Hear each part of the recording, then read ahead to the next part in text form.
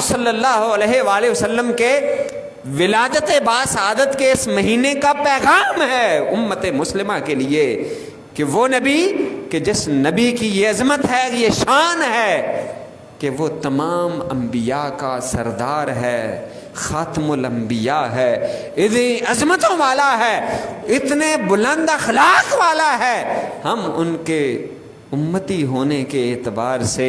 ان کے اخلاق کی جھلک کا کوئی ایک پہلو اپنے اندر پیدا کرنے کی کوشش کر لیں، ہم جھوٹ سے اپنے آپ کو دور کر لیں، ہم بددیانتی سے اپنے آپ کو پاک کر لیں، دھوکہ دہی سے اپنے آپ کو دور کر لیں، دوسروں پر ظلم کرنے سے اپنے آپ کو بچا لیں، رشتہ داروں کی صلہ رحمی کے لیے حضور نبی پاک صلی اللہ علیہ وسلم نے جو کردار پیش کیا ہے اس کے اندر کچھ نہ کچھ اپنا بھی حصہ ڈال لے۔ رشتہ داروں میں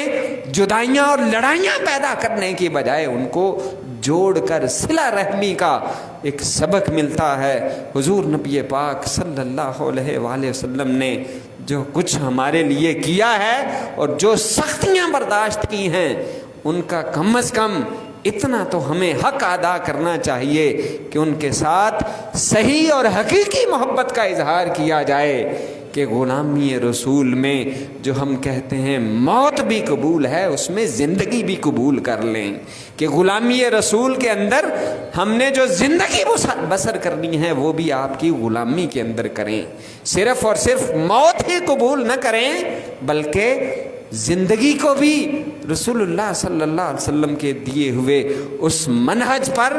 اس ماڈل پر اور اس بلند اخلاق ایک طریقہ کار کے اوپر گزارنے کی ہم کوشش کریں۔